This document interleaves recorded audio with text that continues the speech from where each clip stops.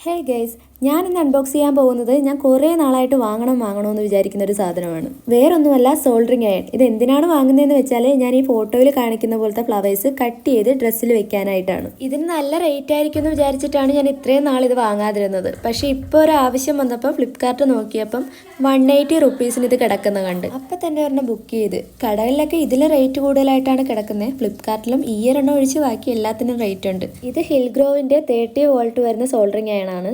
60 വോൾട്ടിൻ്റെയും 120 വോൾട്ടിൻ്റെയൊക്കെയാണ് കടയിലിരിക്കുന്നത്. പക്ഷെ നമുക്ക് അത്രയുള്ളതൊന്നും വേണ്ട, 30 വോൾട്ട് മതിയാകും. ഡ്രസ്സൊക്കെ ചെയ്യാനായിട്ട് അത് മതിയാകും. ഇത് എങ്ങനെയാണ് യൂസ് ചെയ്യേണ്ടതെന്ന് ഒരു പിടിയില്ലായിരുന്നു. മെറ്റലിൻ്റെ ഒരു വയർ കൂടെയൊക്കെ ഇതിൻ്റെ കൂടെ ഉണ്ടായിരുന്നു. അതൊക്കെ ഇലക്ട്രീഷ്യൻസ് ഒക്കെ യൂസ് ചെയ്യണേണ്. നമുക്കതൊന്നും വേണ്ട.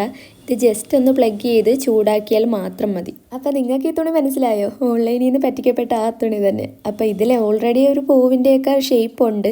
അപ്പോൾ നമുക്ക് അതിൽ തന്നെ പരീക്ഷിക്കാമെന്ന് വിചാരിച്ച്. എൻ്റെ മുഖം കണ്ടാൽ തന്നെ മനസ്സിലാകും ഞാനിത് നല്ല പേടിച്ചിട്ടാണ് ചെയ്യണത്. കാരണം എനിക്ക് ഈ പൊള്ളുന്ന സാധനമൊക്കെ നല്ല പേടിയാണ്. കൂട്ടത്തിൽ അതിൽ നിന്ന് പുകയും കൂടെ വരുന്നുണ്ടായിരുന്നു. ഇനി നമുക്ക് തുടങ്ങാം. നമ്മൾ ഫ്ലവേഴ്സിൻ്റെയൊക്കെ ഔട്ട്ലൈൻ പെൻസിൽ വെച്ച് വരച്ചു കൊടുക്കില്ലേ, അതേപോലെയൊക്കെ ഉള്ളു. ബട്ട് ഫസ്റ്റ് ടൈം ആയതുകൊണ്ട് എനിക്ക് ഇച്ചിരി അങ്ങോട്ടും ഇങ്ങോട്ടൊക്കെ പോകുന്നുണ്ടായിരുന്നു. നമ്മൾ ആ കറക്റ്റ് ഫ്ലവറിൻ്റെ അവിടെ വരക്കാണ്ട് ഇച്ചിരി അകലത്തിൽ വരച്ചാൽ നമുക്ക് കറക്റ്റായിട്ട് കിട്ടും.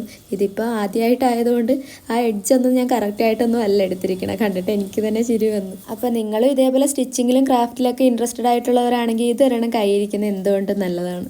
നമുക്ക് എന്ത് ഷേപ്പ് വേണമെങ്കിലും ഈസി ആയിട്ട് ഇതിൽ നിന്ന് കട്ട് ചെയ്തെടുക്കാം. പ്രോഡക്റ്റിൻ്റെ ഡീറ്റെയിൽസ് ഞാൻ കമൻറ്റ് ബോക്സിൽ പിൻ ചെയ്തേക്കാം. വേണ്ടവരെ ചെക്ക് ചെയ്തോളൂ. പിന്നെ വീഡിയോ ഇഷ്ടപ്പെട്ടാൽ ലൈക്ക് ചെയ്യാനും മറക്കല്ലേ.